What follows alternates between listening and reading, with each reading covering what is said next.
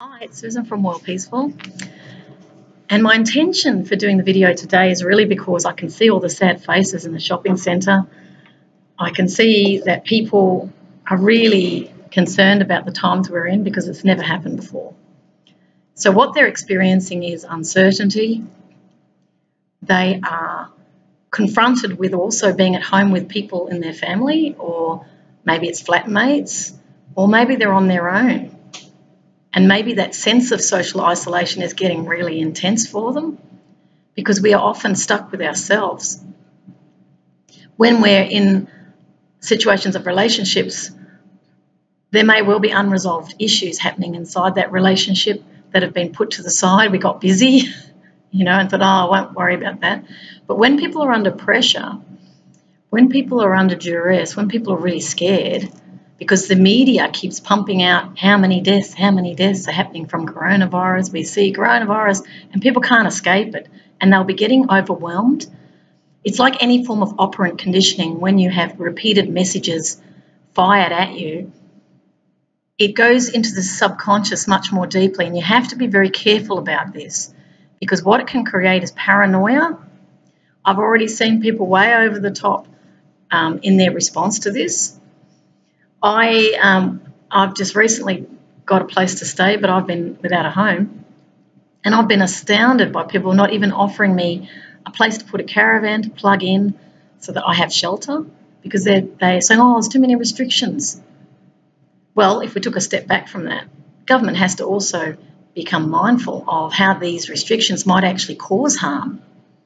If people can't get a roof over their head, if people are too frightened to help other people because they're scared of coronavirus, well, then you're actually creating a situation that could be far more detrimental than the virus itself.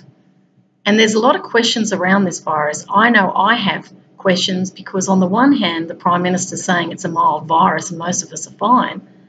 And then in the other aspect of that is the most vulnerable are the ones who can die from it. But we don't know if they're dying from it or pre-existing conditions or cancer, or because even if they front up as a case, they might have symptoms of colds.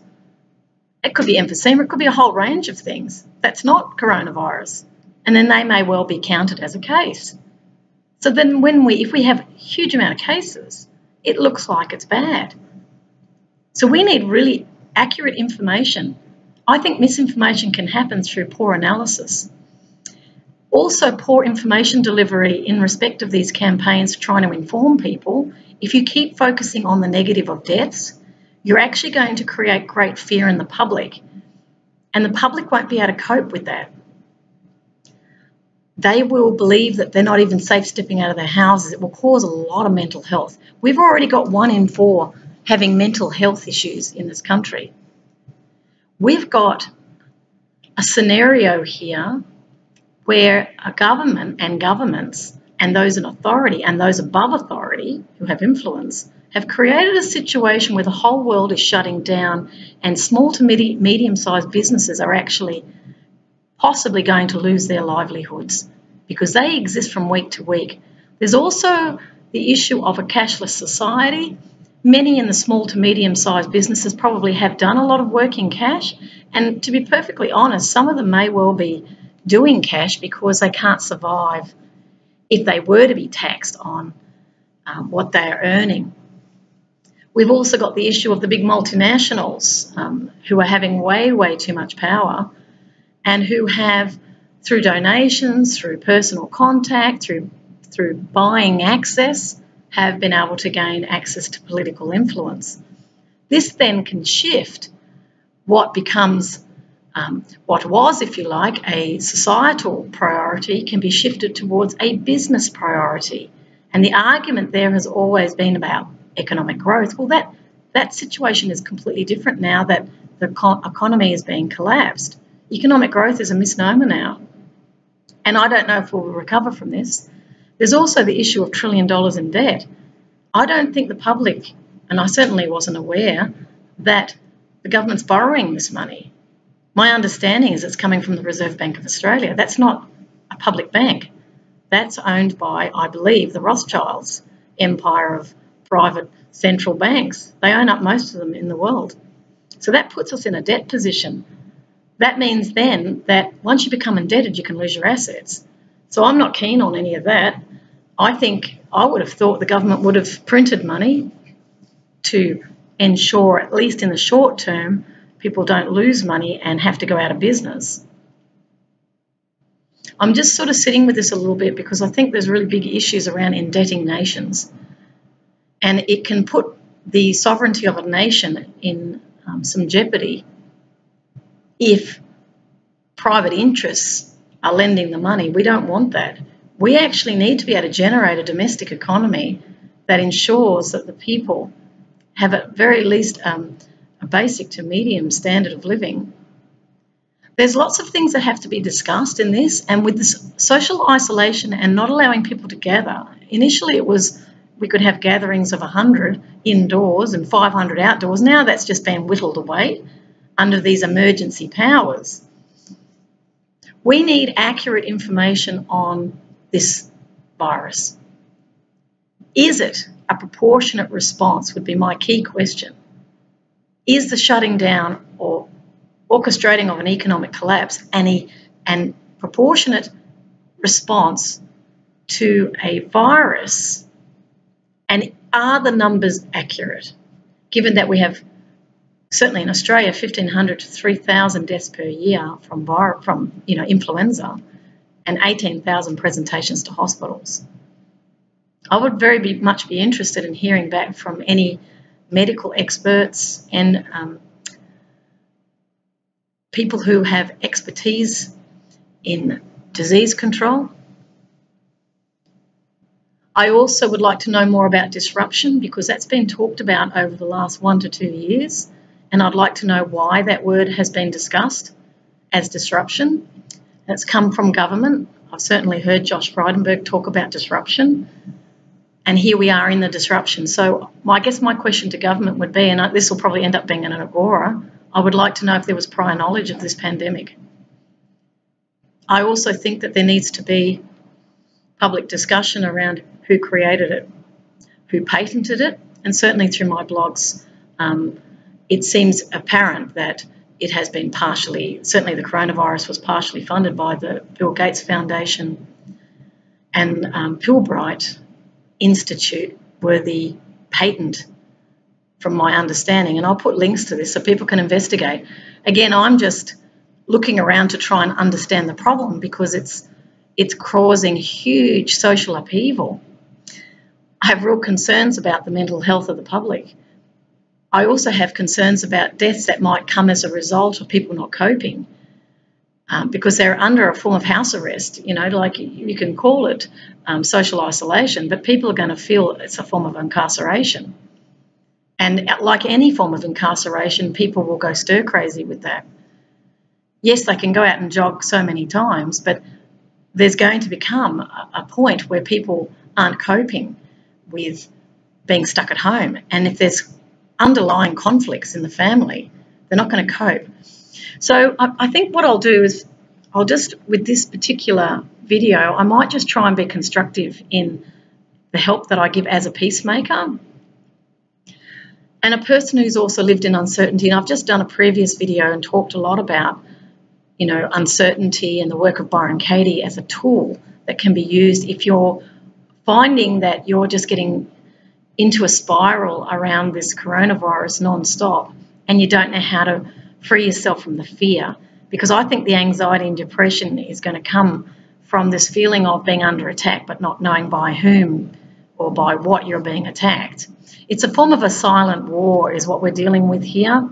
It seems like a bit of, and if it's a biological or biosecurity issue, then it's a silent weapon for a silent war. And that's worth looking into. If it's not a weaponized issue, if it's simply just a virus that escaped from a laboratory and it was an accident, well, it is what it is. We will have great lessons to learn from this, as we've lived a material life that the planet can't cope with. But I won't go into that narrative today, but what I'm going to do is talk to you a little bit about how to cope, because I've been without a home for 2.5 years and I've been without money for 2 years and I coped. I had very little support. I was socially isolating in any case because I was on my own. I lost all my friends. So I've had the experience of this sense of social isolation, but over a much longer term than what most people I think will endure. So what I did was, to be honest, I got into spiritual. I got led into spiritual work. It's not religious work. It's more, who am I? What makes me happy? And you can see this T-shirt. I'll just show you. It's my happy T-shirt. There we go. Happiness. Woohoo! I'm not an unhappy person. So my disposition is happiness anyway, even when I'm hungry. I can be cranky too, so I've got both. And, you know, everyone's got different personality types. Some are hotheads, some are patient, and they put up and put up and put up, and then they get really annoyed. Some people aren't good at articulating what they feel by saying, you know, when you turn the television up so loud, what I feel is frustration. I can't hear myself think, and what I would like is for you to turn it down. Or if you've got children and they're just running amok, you know, you could sit them down and have a family discussion and say, okay, we're all going to be stuck together now for anything up to 6 months. How are we as a family, or how are we as a group going to manage this? All right. So let's start with, how are you all feeling? So let's go around the table. This is the children. This is family peace, okay? How are you all feeling? Okay. So are there any things that you're particularly worried about being stuck here? You know, is there anything we can help each other with?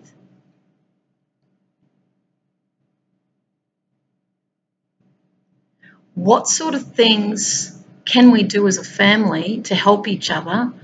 Because we're going to have moments where we get really angry. How can we help each other? And what's the best thing we can do? So let's say we talk to a partner here. Okay, when you get angry, what do you need? Would you prefer us to step back, not say anything? Do you need someone to sort of sit with you? Because what's going to happen for many of us, let's say I'm talking to a family group here, what's going to happen to us during this time is things that we've suppressed, things that we've not really voiced are going to come up. Now, they might be just personal to us. It could be things that go back years. But they come up because we're frustrated and we're annoyed and we let it fly because I just want to get this out. But we're not to, as a group, as a family group, we're not to get it out on each other. We divert our anger. You don't suppress it, you divert it. We might have a room that we designate in the house where we can go and have a yell. I'm angry. But you don't put your fist through the wall, okay? You might have a punching ball in there. So you need to get it out. You've got to get your frustration out. And the reason for that is if you suppress it, it actually can cause illness and it can make it worse down the track. So all anger has to come out. I'm angry. I'm so annoyed. I'm so angry. I hate this situation. You've got to say the truth of it to yourself, but you don't inflict it on others, okay? So that's anger. Anger is a cry for help. Anger is, I'm not coping. And what we typically do is we don't know how to put words to how we're feeling. We might just say, you're annoying me. But you know what the truth of the matter is? I am frustrated because I've got no power over this situation. I want to get out. I want to go into state. I want to go back to work. But I'm being told I can't. I can't escape my frustration is what people are going to feel. So let's go into that. Okay, I'm frustrated. And what frustration is resistance. It means you're fighting against what is happening right now. Let's say we're sitting around a table. Right now we're sitting at a table. But the resistance and the frustration is coming from beliefs about I can't get out. And we push against that.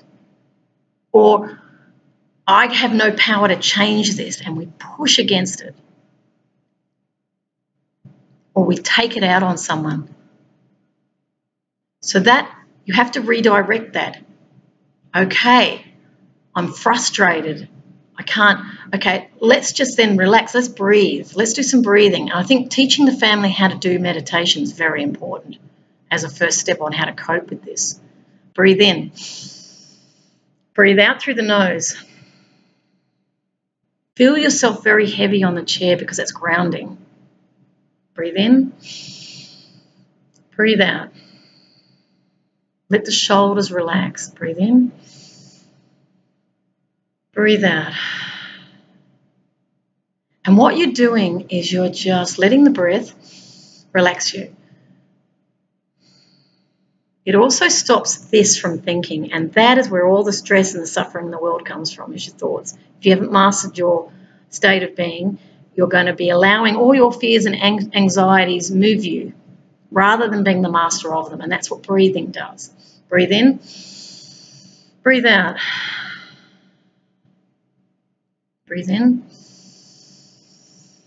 breathe out. And it's deep breathing, and you'll feel it on the upper lip. Deep breathing, we often breathe very shallow in our culture because we've never been taught peace. We've never been taught it. We're too busy rushing around trying to make everything happen. So this time really is, you could look at it as a sabbatical rather than a jail. If you look at it as I said before, incarceration, you'll see this as a jail. But let's see it as a monk's monastery. You're now going to become a monk for 6 months. And it's like a little bit like Vipassana, where I went to a 10-day retreat where I had to be silent for 10 days and you couldn't actually talk or connect with anybody. And so that was a social distancing for sure.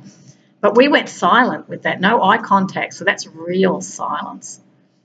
And then we had to meditate from 6:30 in the morning until 9 at night, and there were teachings. And those teachings were all about finding inner peace, that we're all sentient beings, that we are loving, lovable, that how we treat each other matters, and that when we find inner peace, we start to realise that all our projections are unresolved inner conflict. The purpose of Vipassana is to make you sit still for 10 days where you allow it all to come up.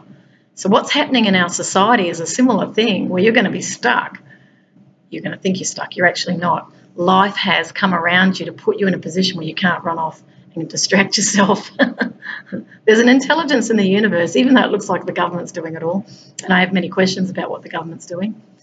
However, I also see it as part of a larger cosmic picture where we're all connected, you know, and we can label this or this and that or that, but ultimately our lives are being impacted by life. Let's put it into that trajectory.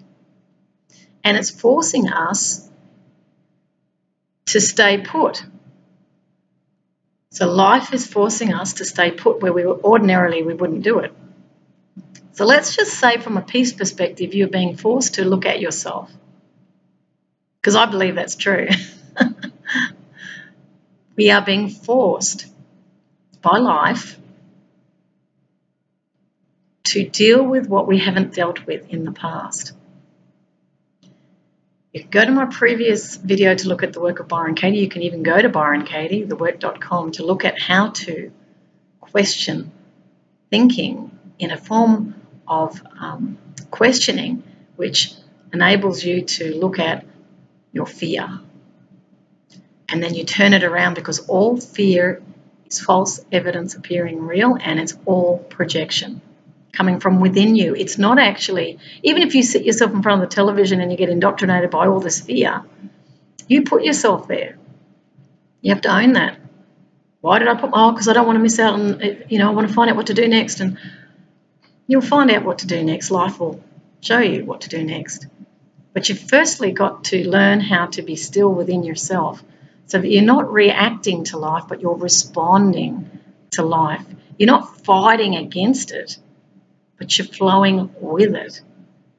For me, in my homeless capacity for 2.5 years, I did not have a fixed address. I had to learn to flow with what life sent me. Now, yes, I could be annoyed at the fact that I was thrown off Centrelink, and I was never really annoyed, but I knew it wasn't right. But it threw questions up. So life through that journey of being cut off Centrelink for conscientious objection to corruption in my case, and a system that I felt didn't work, rather than getting angry and fighting against that system, I did research. So what I typically do is I start to problem solve. I start to work out, well, what is the problem? And then I try to look for constructive ways of solving it. I may well take a position on the basis of what I've learned, and it may be different from a prevailing position. But I'm into inner truth. So for me, I have to honour where I'm coming from. I can't just follow the crowd. I'm going to follow what feels right for me. So as a result of my own situation, I had to get creative, had to find solutions. Where am I going to stay next? I went for 2 years without income, so there was very little money that came my way, and I didn't ask. I made a decision not to ask for help. So money had to come to me either through helping someone clean or just really mild sort of work, menial work if you like. But it was always just enough to survive. I had just enough because I wanted to see if life was going to bring this to me. I actually wanted to know, my question was, will life support me even if the economy doesn't? Because my principles were such that I wasn't able to go back onto Centrelink because I wasn't going to go into a system that I felt was toxic, and that's the truth of it. And I also felt the job provider market type system was not an appropriate system for the delivery of social services. It has to have a different mindset around it. It can't be profit oriented because they don't then value the person who's requiring the support as part of changing market conditions where they may not have work. It's better to have an allocation of funding to support people in times where they're going through difficulties, and then have empowerment programs to then help empower them back into what it is they want to do. And it may not be work. So I'd like to very much broaden that and say that life is not about work, because many of the stresses that are coming up are around, I've got to work, and they're patterns that you're involved in. I worked for I worked in 400 companies. I worked for many years. I've seen a lot, and I saw the patterns in work, and many people were not that happy, to be honest. They just did what they had to do because they've got to pay bills, and that's the setup. We work to pay the bills, because what we're really paying off here is our anxiety. If I don't pay, what's my fear? Oh, they'll shut the utility. If I don't pay rent, what will happen? I'll be kicked out. My fear of homelessness, my fear of not enough, my fear of no food. These are the deep fears that drive us into these workspaces. For some people, it could be vocational. I love what I do. I love my work. We certainly like being productive. I know I do. I've worked all these years, even without a job. I have worked on doing research, solving my problem. I've done a lot of reports. So I sort of focused myself in such a way into a constructive problem solving. And that's how I alleviated the fear of not having a home or being homeless or hungry or whatever. I focused my mind on problem solving, and I trusted life. So I have to learn to be still, which was the breathing. Just calm down, be still. It'll all work out. So you've got to have self-nurturing thought processes. It's going to be okay. Something will come. That's what I used to say. Something will come. I'm looked after. Something will come. And it always did. I can promise you this. I've just recently got shelter last night. And it's exactly what I wanted.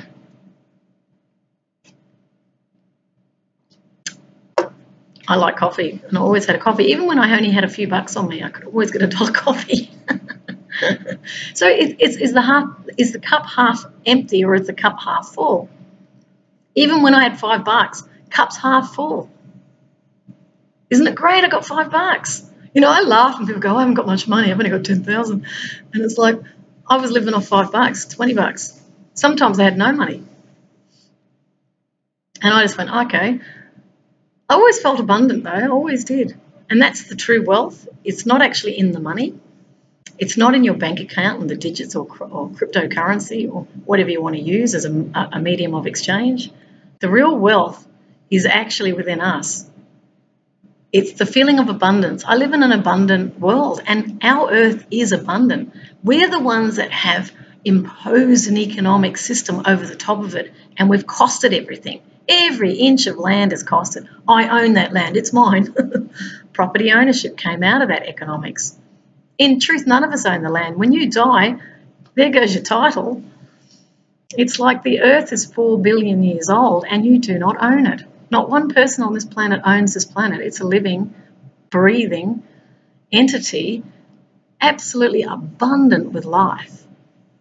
So when we start to look outside of the economic system, which has locked us all in and locked us down, in actual fact, that system is very limiting. Even the way we work is limiting. It's like, oh, well, we've got to produce all these widgets in order to make money. We've got to create a revenue stream. Then we look at all our costs. We calculate them through accounting, all our costs, and we take them off the revenue, and then we get a net profit. And that's how we think, and we're brainwashed into this net profit, maximise wealth. You know, I want a big house. I want to move to the coast. I want to travel the world, you know. That's the economic mantra that's been drilled in. So a lot of the fear is coming up because that's all we know. Oh God, I don't know how to cultivate food because we lost those skills, because we became dependent on a system. We lost those very basic skills in cultivating food, capturing clean water, no fluoride in the water supply. I was just reading today that fluoride's actually quite damaging to health. And lucky me, I grew up in Canberra and it had 100% fluoride in the water supply. Apparently, and I don't know if I agree with this, but it said that it lowers the intelligence. And I was thinking, well, I got a degree in economics and my mind's pretty clear, so I guess it didn't affect me. So let's just say that any attempts to dumbing down us may not work when you have a very positive spirit. And I've certainly got that. And I've kept my mind active and I've travelled extensively around the world, travelled around Australia. I was in the midst of nowhere, or now here, as some of these teachers would say.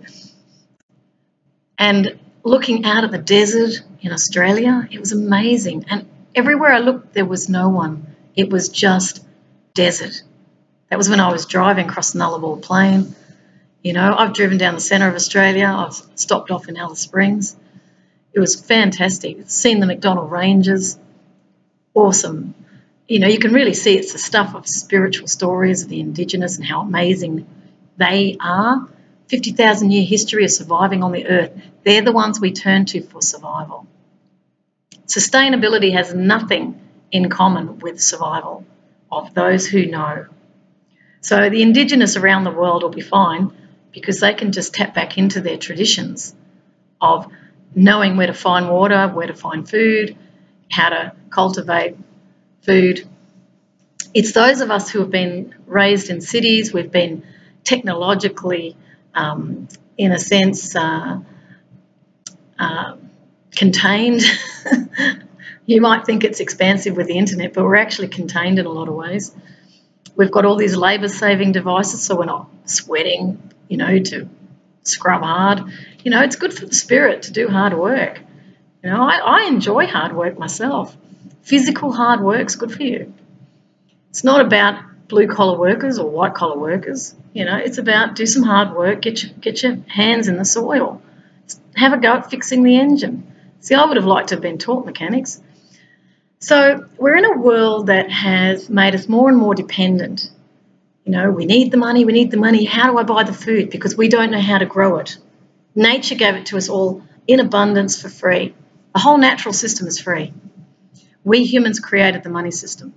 And now we're going to this digital system where we're going to get rid of cash, which I'm not voting for myself. I think cash is an independence. Cash enables me to go and spend money without someone tracking where I am. Because I feel the whole tracking thing is like stalking. I don't like it. I don't think it's safe. And if we can't be confident that we're dealing with a form of government around the world that's not corrupt. I mean, if we can't be secure in the knowledge that we've got really, people of integrity in power, if we don't feel that, then we don't want them controlling all our data. We don't. So they would have to prove to me that they're trustworthy.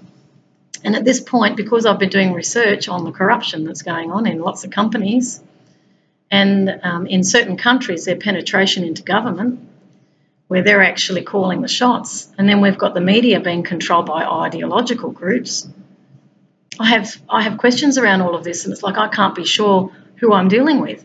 Now, if we're privatising everything, well, then we've got boards, and there's people from all different companies. Some of them are even ex-intelligence are on these boards. I don't know who they are, and then they change hands. So who's the next lot who are governing over that entity, which may be supplying me power? What if they cut it off? They've got no allegiance to the public. Their allegiance is to profit maximisation, not to getting voted in again. So clearly they're going to maximise their own interest, because that's what economics teaches. It doesn't teach what to give to live. It's all about taking and maximising self-interest. That's what the whole system's built on. So maybe this time of pause, when you're with your family, you're feeling you're locked down, you're feeling you're not free, let's have a look at honouring freedom, the freedoms we all took for granted, and we have. We just assume that we can do whatever we want, and now we have a situation like this where a national emergency is being called, and we find we can't go out and meet a friend. So that democracy we thought was locked in is not, as we're seeing quite clearly when a pandemic type scenario has been created.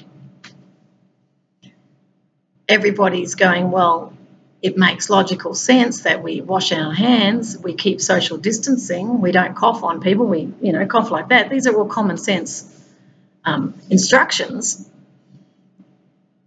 But how far that goes is up for questioning in my view, because again, like I said in the beginning of the video, is the response proportionate to the actual problem?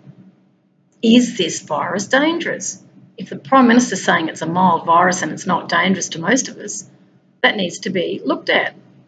Is the response of shutting everyone down, businesses collapsing, an appropriate response? And if the money that's holding up the economy is all borrowed and we all have to pay it back, we end up with higher taxes as a result of all of this, or a shrunk economy or an automated economy because of the smart cities agenda, where we replace labour with automation and we call that efficient. And then we see any labour-intensive industry as bad and any automated industry as good, because a certain group of people have decided this is going to make trillions of dollars and that the new gold is data. This has to be questioned. And whether democracy is real or not, I'm claiming mine. For me, it's real. I will always claim democracy. I grew up with it. I like the system. I love the freedoms. I really embrace a society that can excel in its innovation.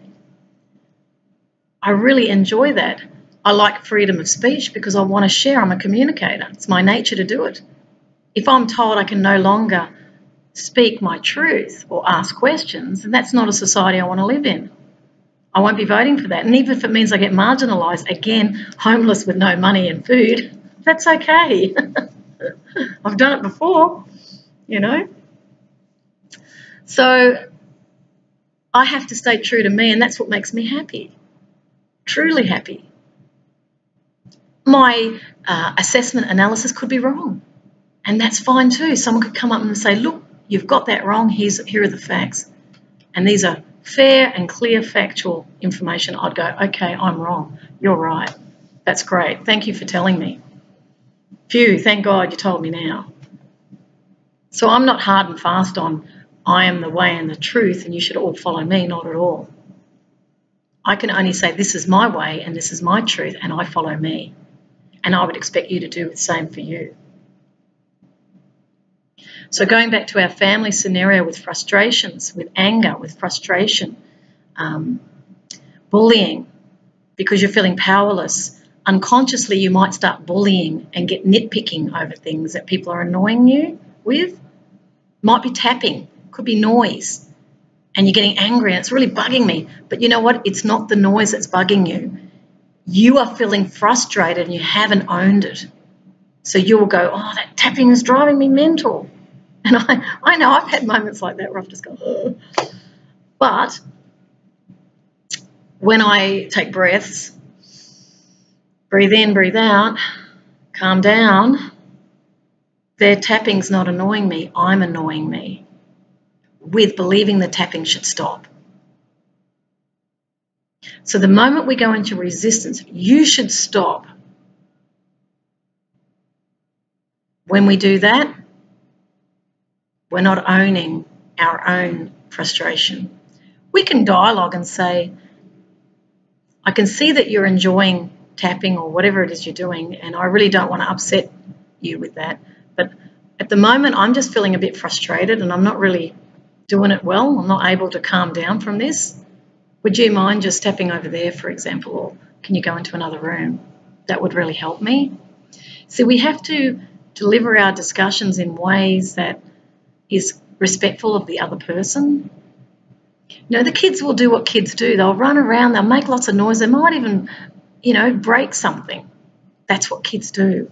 So rather than going, oh, you children, shut up, I want you silent, so you oppress them. Children are going to find that really hard because they're full of energy. But what you can do is create parameters.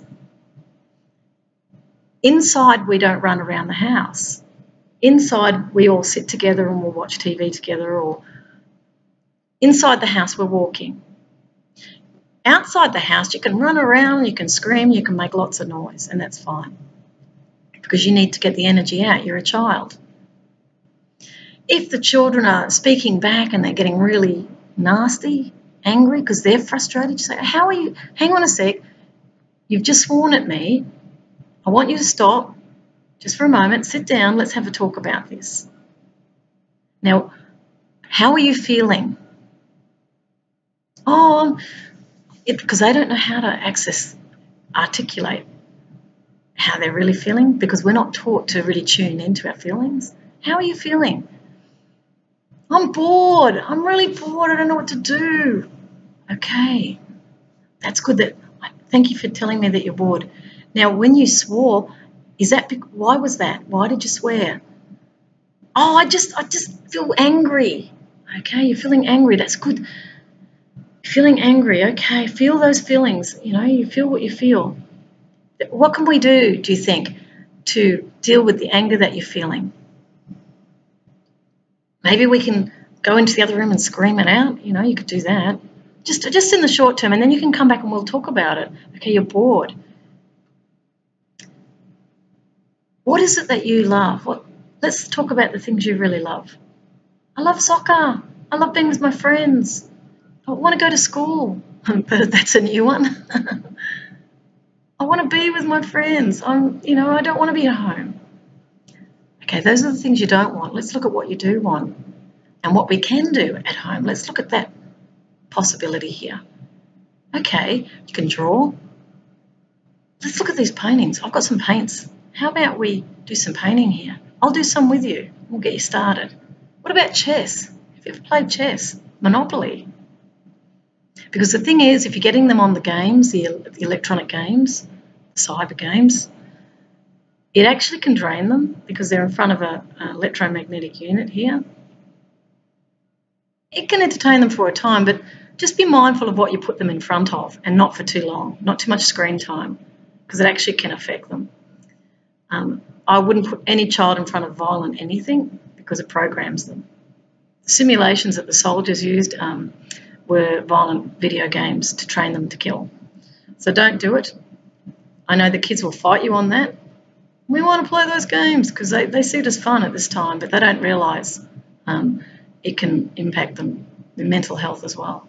We don't want boys learning about fighting because we've got domestic violence problems. Certainly the Prime Minister's raised that and he's quite right. Women could end up in more challenging circumstances because of the violence that's inherent within the men, because we still have not educated people not to be violent. We still have the movies and we go, that's all good, it's not real. But the thing is, it programs in an acceptability of violence, and that's what the problem is with that. So put them in front of things, give them card games. Cards is fun, Snap, you know. Teach them some card games. And maybe writing a story, maybe producing a video. See, that would be fun. So we can use this technology. I would get them to produce a film about their experience during the lockdown. That's what I would do. Poetry is another really good one. When I was going through great difficulties, I wrote a lot of poetry. It's kind of a rhyming language, you know, and what I found was when I just allowed myself to flow, it's like singing. You start to access deeper truths, and it just gives you more insight into what you're actually grappling with. So poetry can be a really great thing to have a go at. Just simply start writing down, you know. Oh, I look at the trees, they're so green, you know, the leaves are cascading, you know, like dewdrops in the morning sun. I can feel the breeze as it permeates the leaves, as it redirects currents that are turbulent at this time. And yet I feel myself like the tree, grounded. I can feel myself connecting to what's nutritious, the nutrient in the soil of my consciousness. For I am not limited by my circumstances. I am freed, and nothing can remove the DNA from that seed. I am the love I'm looking for. I don't need another to supply that. The currency of love is a supply that's endless. It's from the endless well that springs up. It is the wellspring. It is the true depth of our true nature. As I lie here under the rays of an eternal sun, I feel a peace that goes beyond space and time. I feel the rays of light energizing my system. I feel the cosmic array holding the earth as a mother to a child, feeling the nurturing of nature that never leaves, for that is the love that truly stays. That is the currency that truly pays. For I am not the system. I am the breath of life that has existed beyond space and time. My life is like this sublime wine. I live off the elixir of life, and it brings me such joy. For I am beholden to nobody, and yet I am beholden to everybody, for they are me, and I am them. And when I feel I'm nowhere, I'm now here, in the present. This is the gift that I've been given through this disruption. So that is an example of pulling in a poetic language as I connect to the natural world, which is truly the ecological system that brings forth abundance. We have cocooned ourselves in an economic system and called that abundance or wealth. It's not. It's a false economy. I'm an economist. I studied this. I've been in business. I can see that it's not recalibrating to earth systems. So in a sense, the disruption's a good thing. I have to say, I always come back to that when I really go deep. I start to recognize that this is for my highest good. As I question and as I help inspire other people that you can get through this, definitely, but you just need a few tools. You need to be able to communicate in ways that's respectful. You need to know how to tap into a person in respect of what their real needs are. Not putting entertainment in their hands and say, just leave me alone and leave me in peace. That's not peace. You have to help that child or that adult to find that peace within, which means finding what really truly brings them happiness, and it's not things. We've all tried to fill ourselves up with all these material things, but they never bring us true happiness, and they never have, and they never will.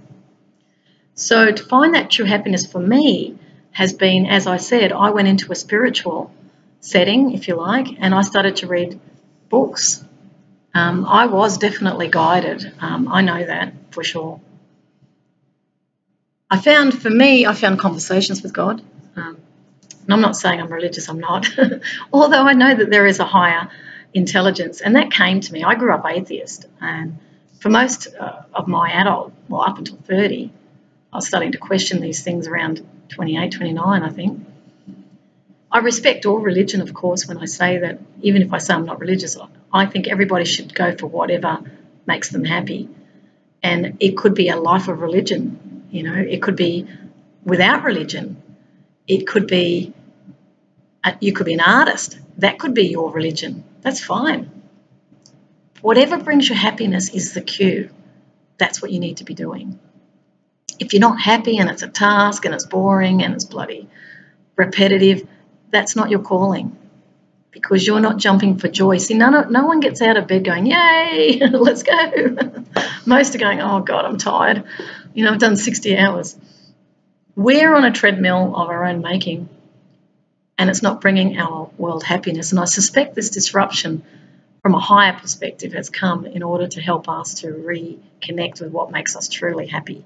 I'm going to put on this video my website, Happiness Australia, because I want you to have a look at that.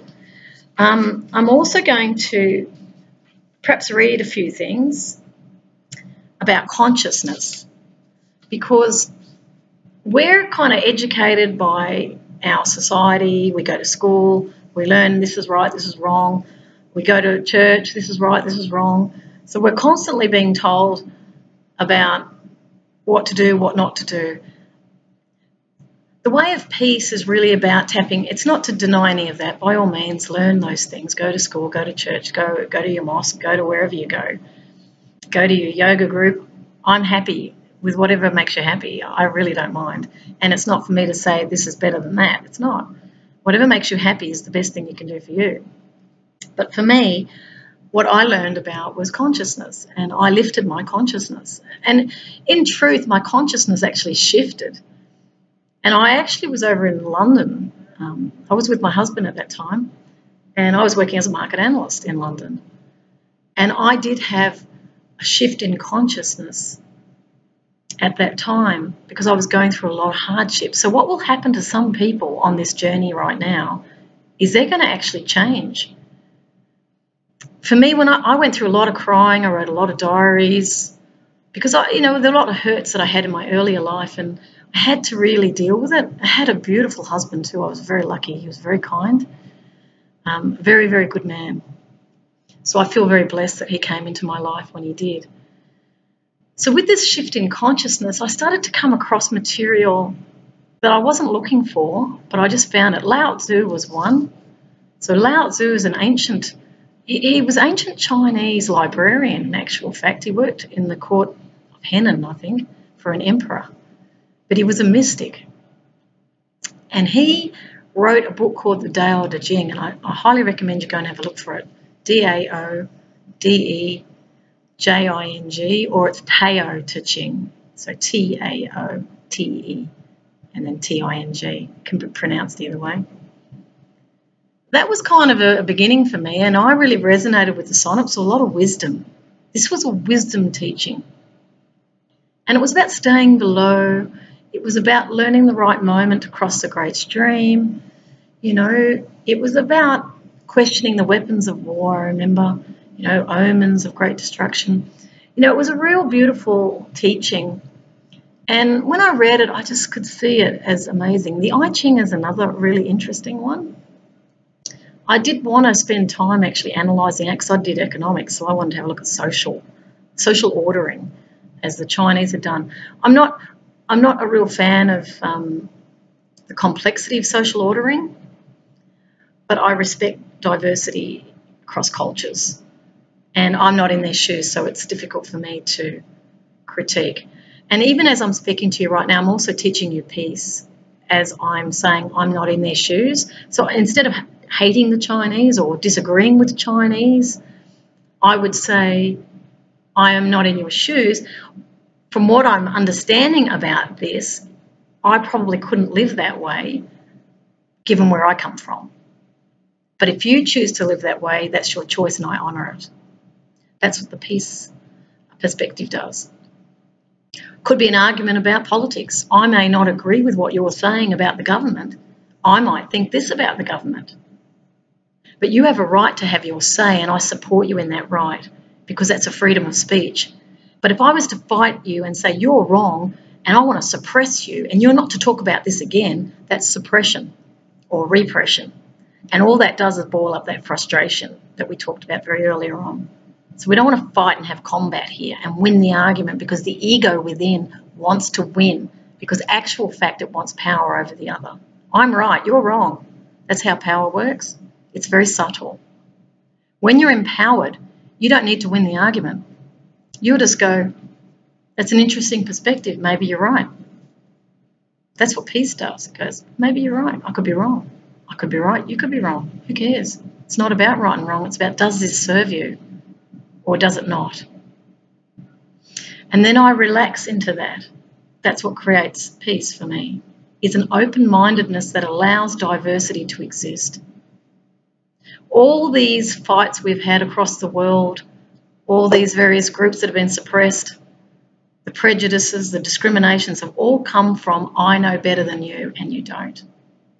Because it's not about knowing better, it's about how do we work this out so this diversity can coexist in unity.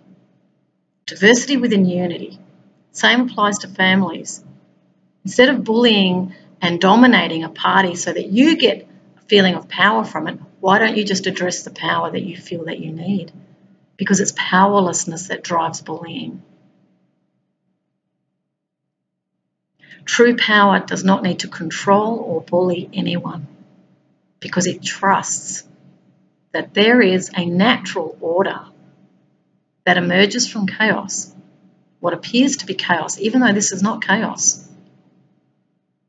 This is change.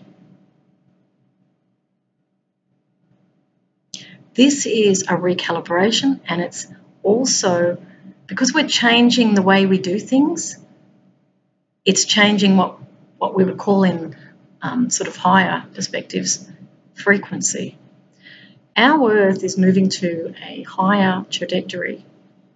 Now, many may not have heard of the ascension process. I suggest you go and have a look at it.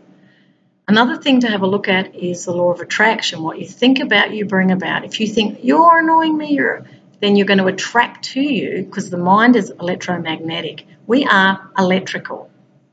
The thought process, the neural networks in the brain are electromagnetic. That's why we attract what we think about. Oh, it's always going wrong. It's always going wrong. And guess what? It goes wrong. Oh, things always work out. Things always work out. For me, they do, because I have that mindset. When I had nothing, I had everything. Where to go to next? I've got everything because there's a whole array of possibilities sitting before me. I'm not stuck. I'm just amazed at how it works. What you think about, you bring about. If you own your inner fears, anxieties, and deal with them, and you can use the work of Byron Katie, best thing to do. I'll put the link on this video. Start questioning your thinking. It's no one's fault. No one is ever doing anything to anybody in actual fact. We do it to ourselves. And that comes from a high perspective of we attract things. Now, if you don't want to attract things, you have to start to think about what you're thinking about. So I'm going to read you something here, which is from a higher level. And when I say that, I just mean it's probably more of an expanded consciousness. People may have different views of this, and that's fine. So I'm going to start about talking about consciousness is on 4 levels. What we have is the subconscious, the conscious, and the superconscious, and the supraconscious. These are energies of creation, and they're emitted by every entity from one of these 4 levels. Subconscious, conscious, superconscious, and supraconscious. given that yours is a very young species, so as I said, I'm talking from a high perspective here. Believe it or not, we're not as advanced as we think. We're still working it out because we're still fighting. So ours is a young species. Many human beings act without full awareness. That's why the guy goes into the court and says, I didn't mean it, I didn't think, I just hit the person. That's coming from an act without awareness, not thinking ahead, okay, well, why am I feeling this, and transmuting it. Transmuting it means you actually process it and then it releases from you. Those who have a certain degree of mastery would never engage in any violent anything or wouldn't lose their tempers because they process things very fast because they're seeking for truth very fast. When you're in the truth, it does set you free from anger, frustration, depression.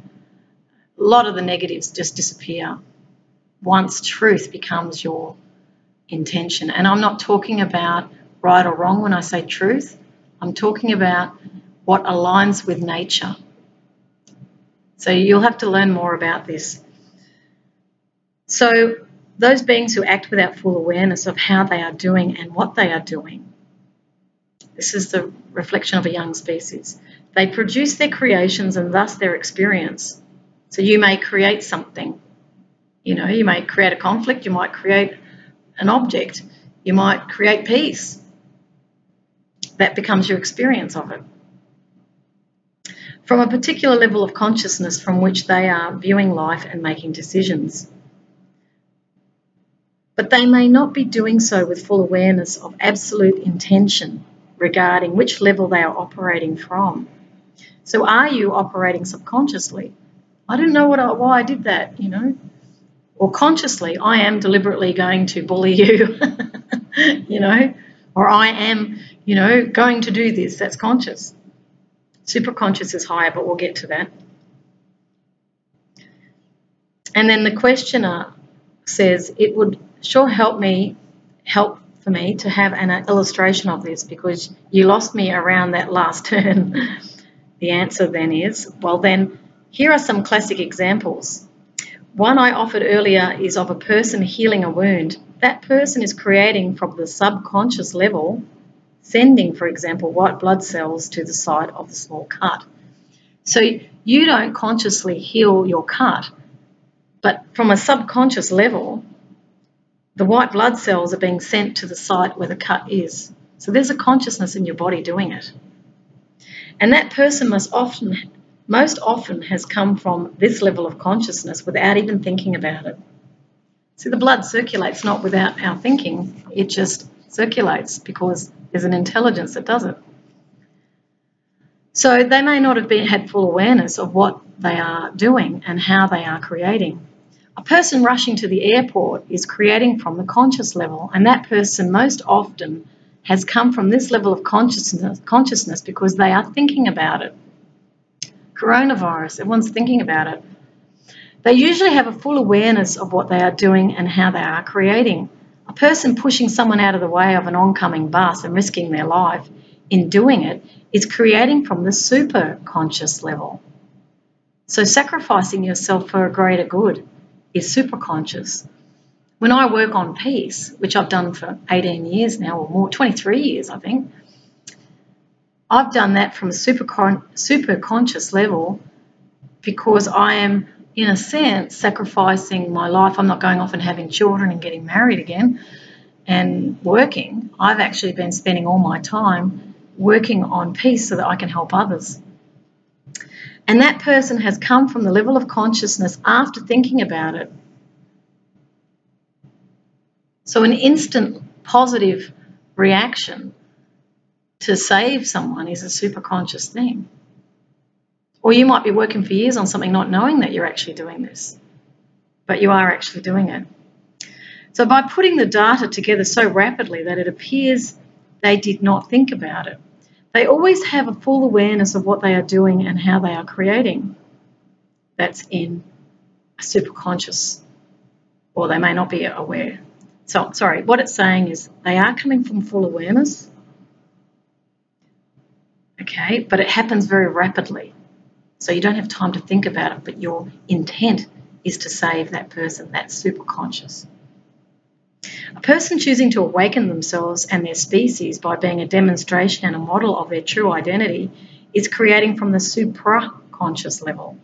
Well, I guess that would be me, because I am awakening without a doubt. And what that means is I want to live in the truth of who I am.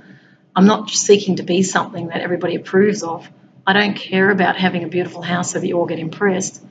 And I'm not interested in showing up, in order to feel an ego boost that aren't I great. My true identity is who I am. So I'll say to someone, I'm homeless. I'll say to someone, I'm into peace. I'm a peacemaker. I'll tell someone exactly how I'm feeling. That's me. So the true identity is creating from the superconscious level, and that person has come from that level of consciousness intentionally. So rather than reacting if I'm in a conflict with someone, I will think through what it is I want to say, and I will be thinking of their highest good as I'm writing. I will be aware that there is no them and us, that there is no enemy, that I'm simply trying to communicate as to how I feel in order to model the truth of who I am. Now, I might be lengthy in that narrative because that's the nature of the truth.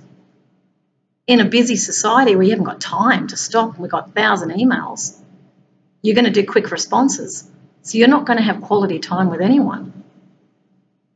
But when you come from a supraconscious point of view, you're going to be very intentional in what you're doing, with total awareness of what they are doing and how they are creating. Sentient beings are demonstrating absolute, complete and full awareness of who they are and how life works when they deliberately and intentionally choose ahead of time a particular state of consciousness from which to express and experience any thought, word or action. So ahead of time, I'm going to work harmoniously with my family. Ahead of time, I am going to meet crises with calmness. Ahead of time, I am not going to react unconsciously to all the talk about the coronavirus and go into fear and believe that I'm going to get infected and die. I'm not going to do that. Ahead of time, I am intending I will not be contracting the coronavirus. Ahead of time, I'm intending to live a life in peace. I am intending that my life is not constrained, that is filled with infinite possibility, whether I'm in a cell or whether I'm moving freely throughout the society. I am intending to remain creative. I am intending to speak truthfully, which is my freedom of speech. I am intending to bring great love into this world in any way I can for the highest good of all. That's the supraconscious that moves you. And it's such a beautiful feeling to work for the greater good of humanity. I've never been happier and I've never had less materially. But I don't need anything, you see. It's all inside. Sentient beings are demonstrating a lower level of awareness when they express and experience a thought, word or action from a state of consciousness that they have not deliberately and intentionally selected. It's when you get influence outside yourself, when you react into anger, when you start dividing yourself from, I'm going to dob that person in. There's 3 of them, not 2. I am intentionally not going to do that. I might approach that person if I think that there's a problem or a harm, and I might say, are you aware that there have been rules stated along these lines? Just letting you know, but I'm not telling you what to do because you're free. I'm not going to have someone have a fine imposed on them that they may not be able to pay back, that causes them great distress. What if they suicide? I'm not doing that. But what I am going to do is support people. I'm going to observe those rules because the authorities seem to feel they're necessary. I will do that as my means of harmonising with the authority, even though I see things quite differently. But I'm not going to divide my society, and I'm not going to use technology to out people because I see that as divisive as a peacemaker. And what I want to see is our society coming together to support one another, as has been stated by the Prime Minister. Let's help each other. I'm going there. So intentionally I create that. I'm also going to speak truth as I see it, because my allegiance is to truth above all things. So those who are coming from that unconscious, and they're vacillating between levels of awareness, thus altering significantly the quality and effectiveness of their thoughts, words and actions across the moments of their life. Masters are beings who do not vacillate. Vacillate means kind of moving, you know, I'm up, I'm down, I'm up and down, I'm not sure, I'm confused. You know, masters tend to be very clear. So they don't vacillate through levels of awareness, but consistently select with deliberateness and clear intention the state of consciousness from which they wish their thoughts, words and actions to emerge. I was with a friend who gave me shelter the other night. She's calming and choosing from a consciousness of joy, generosity, loving kindness, and not allowing herself to be affected by all the fear and the negativity in the society around this constant bombardment of, negative thinking.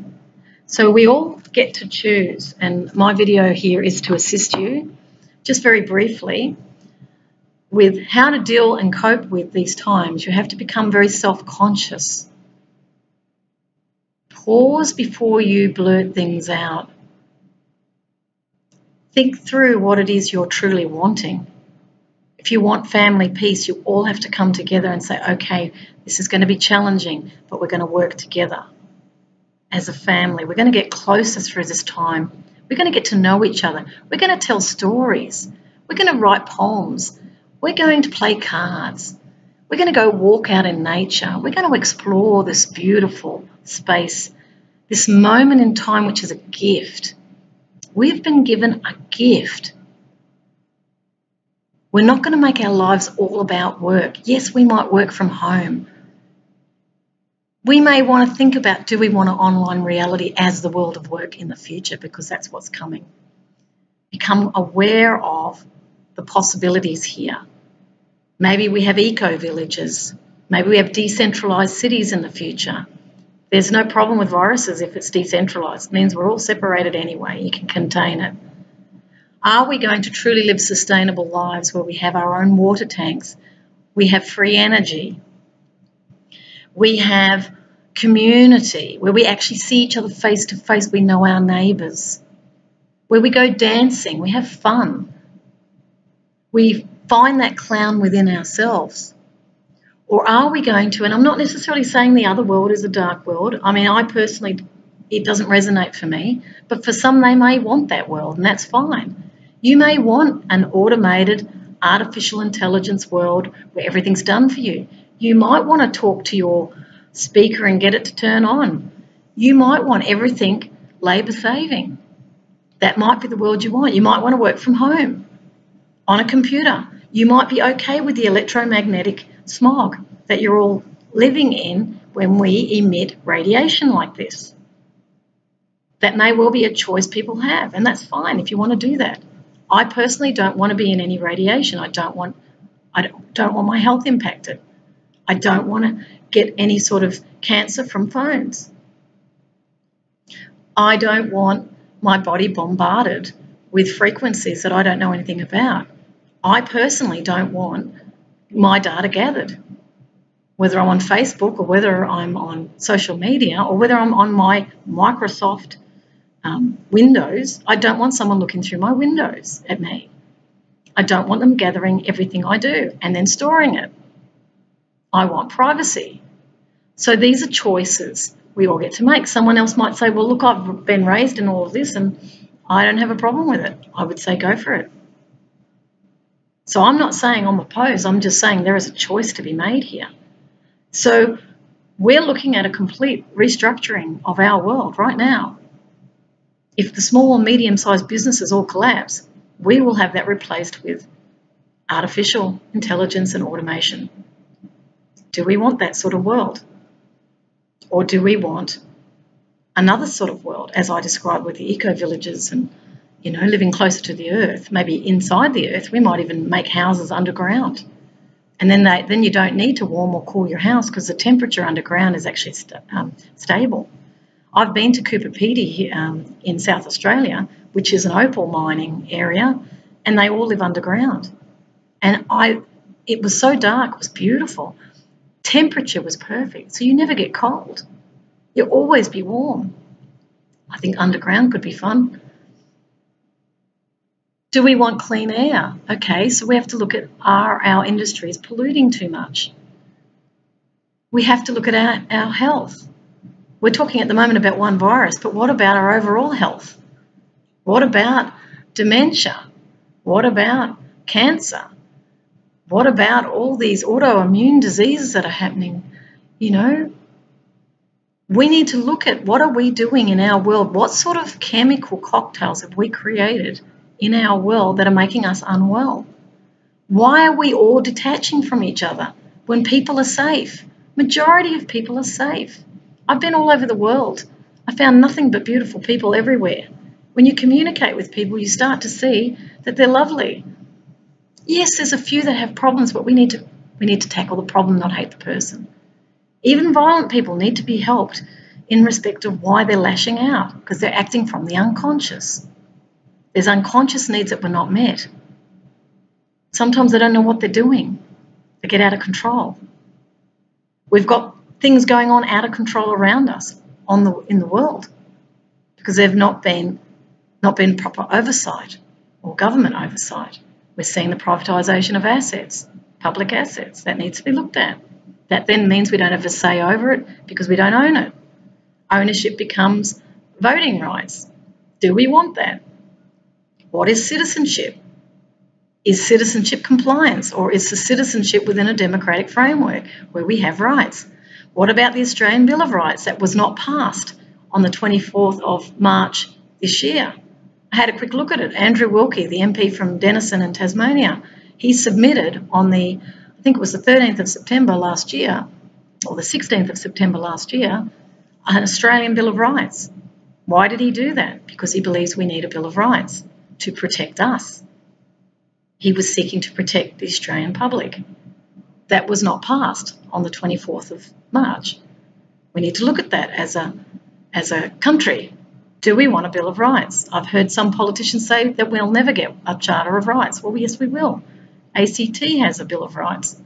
We can have these things. And what it does is when you are supplying taxes to a government who's supposed to be working on your behalf, you have a right to say, I need to be treated with respect. I have the right to associate with other people. I have the right to freedom of speech. We need to have this legislated so that it can't be removed, so that someone doesn't get arrested if they say the thing that someone doesn't want to hear. This is called life. We often clash it up where people get angry because they don't like what you're saying. As long as we're not disrespectful to one another, you have a right to say it because it's diversity. All of us are different. You cannot make sameness out of diversity. You can bring people on the same page to a certain degree. We're socialised similarly, but then there's always going to be someone who's different. And that's life. It's like the garden that has different varieties. Do you make them all roses? Do you make them all thorns? Do you make them all weeds? Or do you just say, well, hey, this is nature's garden? Maybe that's the Garden of Eden, is just allowing all those varieties to naturally grow. And you'll find if the soil is in good condition, they'll all grow abundantly. Some will die off if they're not in harmony with the whole. And that's how it really does work. So this video is really to inspire you to use this time productively, to question everything. Critical thinking is very, very important. Don't believe everything you hear, go and research it. But when you research it, take it from a number of sources. Look for reputable sources, but a variety of them. Because things are not always as they seem, but you have to do the work of investigating for the truth of matters. Now, the sooner we solve this problem with this coronavirus, the sooner we can then start to co-create a better world. But it'll happen, everything will come together when it's meant to. because we're all in it together, and that includes our government or those who are in the government. We are all one, and we are one family. We may have different viewpoints, but we are the one family. And what you do to one another returns to the self. If you harm another, it'll come back to you. So be very mindful of what you put out into the world, because the world mirrors it back. Always. I always see E equals MC squared from Einstein. Always. What you put out comes back. What you put out comes back. And it's the mirror. You look into that mirror. You may not like what you see because you're not being kind. But life will bring back to you whatever it is you're putting out to others, because we're all connected. In the real cosmic lattice, we are all connected, not one separate. So just remember that. It's called energy response. Lao Tzu talks about energy response. If you want peace, you must make truth your intention, but it has to be your truth. And how do you know it's true? It feels good. You feel peace. That's how you will know truth is truth. You will always feel peace. If you feel uncomfortable, if you feel stressed, you're going against your true nature. Your nature will always let you know if you're not in harmony with you. Stress is a result of that. So if you want harmony, you have to listen deeply. The Indigenous talk about this. Listen deeply to yourself, not your friends, not your family, in the sense of your own truth. By all means, dialogue with people and deeply listen to them and honour their viewpoint, but don't fight it. Just allow it.